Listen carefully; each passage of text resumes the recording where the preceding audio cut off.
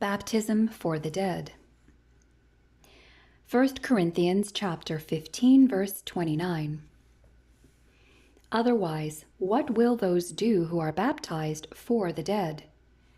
If the dead are not raised at all, why then are they baptized for them?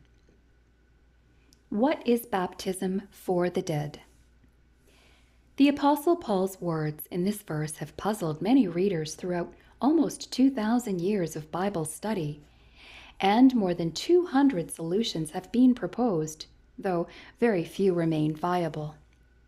The straightforward manner in which Paul addresses this topic shows that he and his readers knew exactly what he was referring to, even though subsequent readers throughout history have been perplexed by the verse.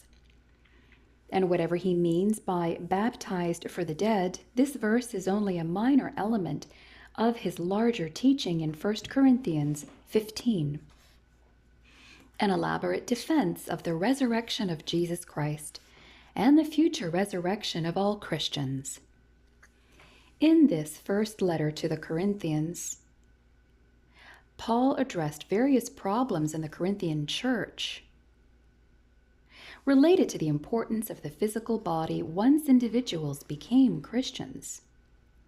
Some in the church felt that the physical body was of little importance, and this led them either to licentious practices, chapter 6, verses 15 and 16, or ascetic practices, chapter 7, verses 1 through 17, feast or famine.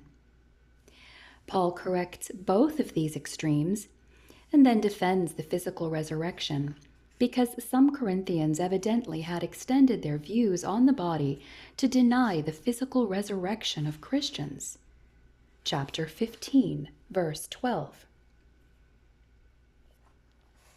Paul argues that the resurrection of Jesus Christ is the foundation for the future resurrection of Christians. Chapter 15, verses 1 to 11. And if Christ has not been raised from the dead, then Christians are foolish and their faith is futile. Chapter 15, verses 14 and 17. Finally, he declares that if the dead are not raised, the present life is all there is, and everyone should live accordingly. Chapter 15, verse 32. Within this extended argument, he mentions baptism for the dead. What was it? There are two major views. Some believe that Christians in Corinth were undergoing baptism on behalf of dead friends and relatives who were not Christians, and that the deceased would mystically receive salvation, a practice that may have originated in nearby pagan religions and then wrongly been brought into the Corinthian church. However, this substitutionary activity, in which baptism supposedly has some benefit towards salvation, is contrary to the Bible's teaching that salvation comes as a result of personal faith alone. See Romans 3, verse 28, Romans 10, verses 8 and 9, Galatians 2, verse 16, and Ephesians 2, verses 8 and 9. There is no proxy faith or salvation. This kind of baptism would be contrary to the Bible's teaching about salvation. Baptism for the benefit of a dead person is not biblical. Had this indeed been the practice, Paul probably would have not only mentioned it, but also condemned it.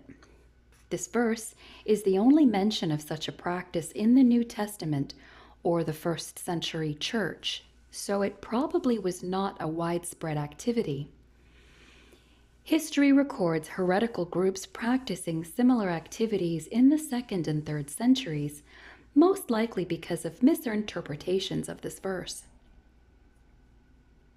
A second and more likely understanding of baptism for the dead is the new converts that were being properly baptized because of the prior influence of deceased Christians.